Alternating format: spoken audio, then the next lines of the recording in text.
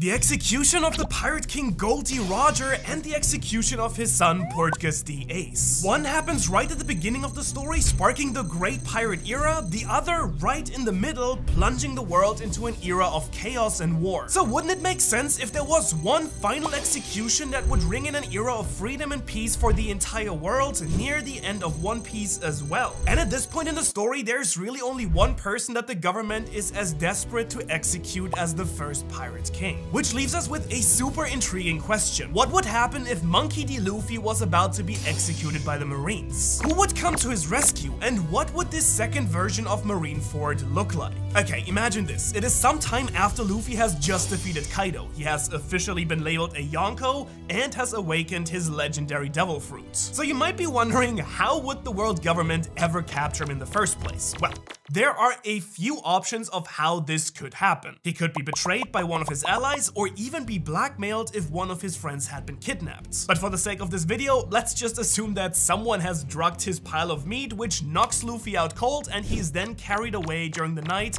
and onto a government ship. Next, they slap on their strongest sea prison stone that they have, submerge Luffy to the neck in a tank of water, tie him down with chains, and keep him guarded by an admiral and a 𝙻𝚎𝚐𝚐𝚗𝚍. Certainly, this should be enough to keep any devil fruit user contained. And now that Luffy's captured, we have to ask, why would the government want to execute Luffy in the first place? Well, to start, he has already publicly declared war on the world government. He assaulted a world noble, he is the son of Dragon, the most wanted man in the world, and he is a Yonko with a 3 billion berry bounty. On top of all that, executing Luffy would be a symbol to the world that the government still owns the seas, just like they did with Roger and Ace's execution. And if all that isn't enough still, they would definitely want to eliminate the awakened Nika fruit user because of his ties to Joy Boy and the Void Century. So really, to sum it up, Luffy is the single biggest current threat to the world government and their control of the entire world. Okay, and so now with Luffy on a ship heading to New Marineford, where they plan to carry out this execution, the world government announces to the world that Luffy will be put to death in a few days' time. Now you might be wondering why the world government would choose a public execution again after they almost lost the war at Marineford. Well, it's really quite simple. You see, a public execution is about more than just killing someone, it is a symbol of power and control. And so by executing Luffy with the whole world watching, the world government is sending a strong message to all pirates that no matter how strong you are, the world government cannot be defeated. As for why they chose New Marineford as the location here, you will see exactly why they chose this spot in particular later on in the video. But first, what about the other Straw Hats? Well, while they're certainly strong at this point, they aren't powerful enough to take on the entirety of the Marine forces and rescue Luffy all by themselves. Instead, they immediately try to contact as many of their friends as possible and tell them that Luffy needs their help. And by friends, I mean all of their friends. Ooh, that is a pretty impressive group to say the least. Are the Marines seriously even going to stand a chance against this? Well, you see, the Marines have many impressive fighters themselves, plus the new 𝙻𝚎𝚐𝚐𝚗𝚍, who are advanced clones of the former warlords that were introduced right after Wano. And while most characters can be clearly divided in either allies or enemies, there are many out there that have uncertain loyalties as well. For example, what would Garp do if Luffy was about to be executed? I mean, we already saw that he could barely contain himself when Ace was killed, so would he really stand by and let his last remaining grandson die? Or how about Kobe, Smoker, or even Fujitora? How will they behave on the battlefield? Oh, and speaking of said battlefield, here is what we know about New Marineford. This base became the new headquarters after Old Marineford was destroyed during the war. It has this massive, many-tiered fortress surrounded by rocky lands. There are also these huge McDonald's-shaped arches and a bridge that possibly leads to the Red Line. Luffy's execution platform is right here, guarded by Akainu, Garp, and Sengoku. And most of the Marine forces are gonna be spread out around the island, including the 𝙻𝚎𝚐𝚐𝚗𝚍 and Vice Admirals, while the Admirals themselves wait right here above the main gate. And at the top of the structure, Kong makes his first real appearance to oversee the entire battle. And so let's get to that battle. It's a few days after Luffy was captured, and with the world watching, the Thousand Sunny approaches New Marineford. The Straw Hats and Sabo, who they picked up along the way, are lined up at the front of the ship, determined to save Luffy. But they're of course immediately fired upon by every single cannon in the fortress, and Zoro and Sanji leap up and protect the ship, and in return Franky fires their cannon right at the admirals. However, just like at Marineford, they easily block that blast. And before the Sunny can even land, Green Bull sends out a ton of vines to trap the ship. And even though they're not weak to fire, Sabo is still strong enough to use his flame powers to burn the vines, and those two begin to battle. As a result, the Straw Hats can now emerge from the ship and are immediately met by 𝙻𝚎𝚐𝚗𝚘𝚡 and 𝙻𝚎𝚐𝚘𝚗𝚍. Zoro and Sanji take on those Seraphim, while the other Straw Hats begin to fight the Vice Admirals and Seraphim as they make their way towards Luffy. But of course, remember that they're not gonna fight alone here. Prior to the battle, the Straw Hats and the Grand Fleet gather to make a coordinated plan of attack. And now that the 1000 Sunny has landed, the Allied captains join the battle as well, spreading out to take on the other main forces of the Marines. The battle is now fully on. However, the Marines seem to have the upper hand right now. Cannons rain down on the Grand Fleet, the Seraphim blast allies with lasers, and all that Luffy can do is shout encouragements and curse the Marines. And with the allies struggling to make progress, the Marines now spring their very first trap. Akainu literally erupts into these massive streams of magma, and the magma then lands in these 3 lines around the island, basically separating fighters from each other. And here's of course where I have to add that even though we don't know how each of these fights would go exactly, we can reasonably guess how close characters are roughly in strength. So while it's entirely possible that the allies would just be destroyed here, we will assume that they're strong enough to survive. For now. And so now, with the fighters trapped between the magma and the superheated air above it, the admirals leap down into each of the 3 sectors and begin to lay waste to the allies. Akainu sees that Green Bull's plans are actually no match for Sabo, and he swaps places with the Forest Logia user. Instead, Green Bull enters the sector where Zoro, Sanji, and Usopp are fighting 𝙻𝚎𝚐𝚗𝚗𝚍 and 𝙻𝚎𝚐𝚗𝚗𝚍. And while Zoro and Sanji are right now occupied with the Seraphim, Usopp is left to run for his life from the admiral. It's pretty much like he's reliving his worst nightmare. On the other side of the island, Fujitora seems to be more concerned with saving lives than he is with attacking Nami, Franky, and Chopper. Although these 3 do now in exchange have to contend with 𝑠_SHARK and 𝑠_CROC. No easy feat, although Franky has already fought against 𝑠_SHARK's Swim Fruit during his battle of chats with Senor Pink. This leaves Kizaru free to zip around and unleash light bombs all around the battlefield. So yeah. Things aren't looking that great for the Straw Hats, but thankfully, there are more allies on the way, of course. Suddenly, a massive blast breath shoots out of the clouds, destroying all of the cannons on one side of the fortress. It seems like the Pink Dragon Momo and Kaido's son/daughter were a little bit late to the battle after picking up Marco the Phoenix. And while these 3 are powerhouses by themselves, it seems that the Samurai of Wano have stayed home to protect their islands. Regardless, Momo continues to blast the fortress until Kizaru comes to confront them. And while Momo is a large target for the Light Logia user, Yamato and Marco do enough to keep the admirals at bay, while Momo destroys all of the cannons. And while all of this is going on, Kong jumps down next to Luffy, who is cursing at his grandfather to finally let him go. Because he knows that the way things are going, his crew and his fleet will all not survive. Because while Zoro and Sanji can fight on par with the Seraphim, the other Straw Hats simply can't hold out forever. Robin and Brook continue to fight the shadow powers of 𝑠𝚎𝚐𝚗𝚑, while Jinbei combines his Fishman Karate and the nearby water to fight against 𝑠_SNAKE. While on the other side of the island, Nami, Franky, and Chopper have to fight gravity and the superhuman strength of 𝑠_CROC and 𝑠_SHARK. In the meantime, the Grand Fleet is fighting with the Vice Admirals, Hina, Smoker, Bastille, Doberman, and Lons, and they can't do much else to help anyone else. They're busy on their own. And in fact, things are about to get much worse. Akainu momentarily overwhelms Sabo with his superior magma powers, and Luffy's brother is thrown near the sea. Just like at Marineford, Jinbei steps up to stop Akainu, but he is no match for the Admiral. With Jinbei distracted, 𝑠_SNAKE is free to hunt Robin. The Seraphim brushes aside Robin's sprouted limbs and grabs the archaeologist by the throat, choking the life out of her. Brook tries to save her, but he is stopped by 𝑠𝚎𝚐𝚗𝚘𝚑. Robin even tries to enter her demon form, but S-Snake is just too strong for her. However, suddenly, one Marine can just no longer just stand by and watch. Flying in with a flash of pink hair, Kobe punches S-Snake, sending her crashing to the rocks. And luckily, our favorite archaeologist is free. Meanwhile, Kobe is literally shaking, unsure of what to do next. Furious, Akainu comes for Kobe, and the pink-haired Marine this time refuses to cower as he did at Marineford. However, as Akainu reaches back his fiery fist, he is blasted by a huge gust of wind. Everyone on this side of the island stops, stunned, as they see Monkey D. Dragon and the rest of the revolutionary army standing on top of the bridge. And while we don't know exactly yet what Dragon's real powers are, every time we've seen him in the story so far, there is strange wind and weather. So for now, let's just assume that he has some sort of crazy wind powers, either from a devil fruit or an ancient weapon. Or maybe just the most overpowered wind dial in history. As Dragon looks down on the battlefield, he sends another blast of wind that almost topples Akainu. This gives Sabo enough time to get some healing from the Tontada Princess 𝚻𝚐𝚐𝚗𝚍 so he can get back up and resume his fight with the Fleet Admiral. Meanwhile, Dragon stares towards his son Luffy for a long moment, but instead of coming to save him,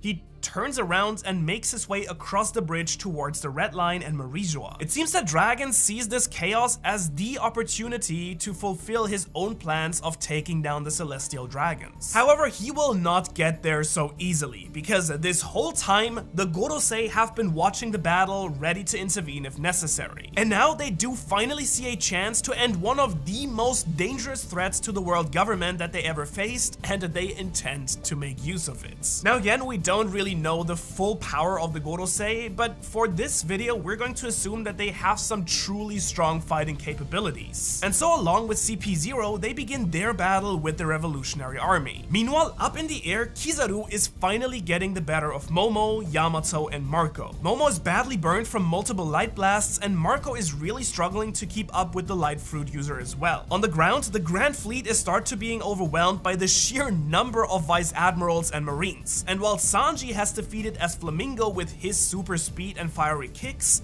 Zoro is still locked in his battle with 𝙻𝚎𝚐𝚗𝚗𝚍. And poor Usopp meanwhile is just barely staying alive, running for his life and trying to snipe at Green Bull. Luckily, the Straw Hat's most powerful allies are about to arrive. Buggy the Clown is ready to join the battle. And while it seems like Buggy got a bit lost on the way to New Marineford, he now stands at the front of his massive ship, giving a passionate speech about how Cross Guild have come to take out some Marines of their own. This really riles up his men, but while he's distracted, Kizaru sends a laser shot right towards the newly crowned Yonko. Unable to react in time, Buggy is saved by the sword of his longtime friend, Shanks. Welcome to the party, red hair pirates. Shanks leaps onto the battlefield, followed by his crazy crew, Hancock, Rayleigh, as well as Crocodile and Mihawk, who have come together with Buggy, or the other way around, I guess. Shanks immediately heads towards the bridge where the revolutionaries are being overrun right now. Surely he is going to help Dragon against the Gorosei, right?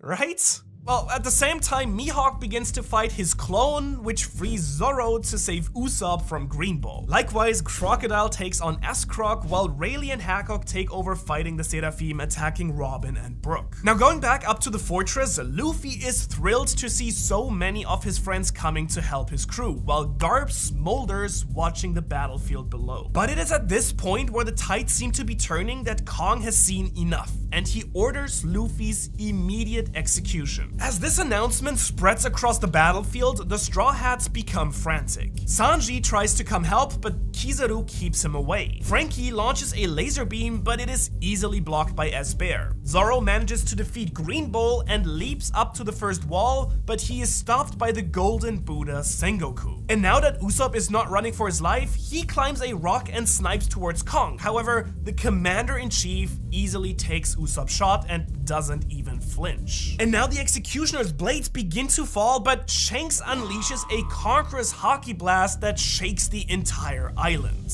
Weak characters from both sides just fall and collapse to the ground, and it is more than enough to knock out the two Executioners, who always seem to be these like random dudes. I mean, why not? However, Kong snatches one of their blades and is about to bring it down on Luffy's neck. Only that this time, unlike at Marineford, Garp is not just going to stand by and watch. Garp crushes the blade in a haki-covered fist, and the most epic clash of Marines ever begins. And while we once again don't know how strong exactly both Kong or Garp are, we're just going to assume that he should be at least a match for Luffy's grandfather. Both of these legendary Marines start throwing island-shaking punches, crushing stone beneath their feet, but eventually Garp's intense motivation to save his last remaining grandson helps him win this brawl, and he throws Kong down to the foot of the bridge. Now, while all of this has been happening, Akainu has yet again overwhelmed Sabo and Kobe. This man is just too strong. Also, strangely, the Gorosei and wounded Kong are retreating towards the red line, leaving ZP0 to fight the revolutionaries. Now, this frees Shanks to confront Akainu, and the two begin the fight that we never got to see at Marineford. On the other side of the battlefield, Momo and Yamato have come to help fight Fujitora, but the Blight Admiral has become even more disinterested in fighting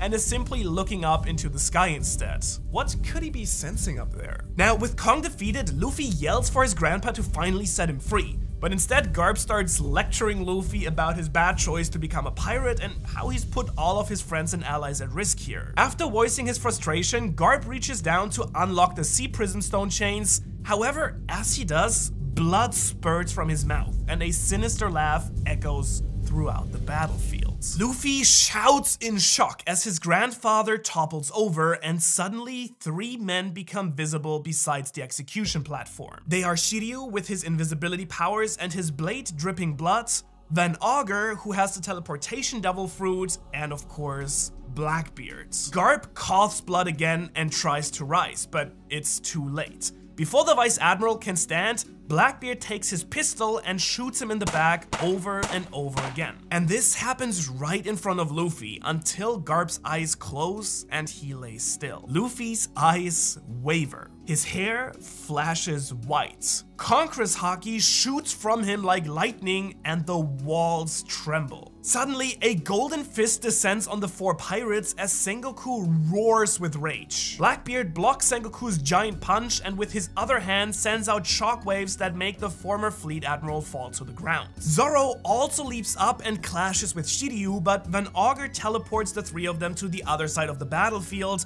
leaving Blackbeard and Luffy alone. And then shouts rise from the battlefield as all eyes are starting to lock on the 2 Pirate King rivals. Blackbeard's darkness-covered fist reaches down and grabs Luffy by the neck. Luffy thrashes, trying to break free, but it is impossible due to Blackbeard's fruit and the sea stone still weakening him. Blackbeard takes his pistol, points it at Luffy's head, but before he can pull the trigger, the sky suddenly darkens. Blackbeard stops and looks up, as does everyone else. Dark clouds have gathered, and above them there is some incredible mass of light. Now, with everyone distracted, God Usopp takes advantage of this moment. You see, the Waxman Mr. 3 has also arrived together with the Cross Guild. And just like at Marineford, he makes a key to unlock the Sea Prison Stone handcuffs as well. Usopp snipes the key all the way across the battlefield, perfectly into the slot on Luffy's handcuffs as he's held up by Blackbeard.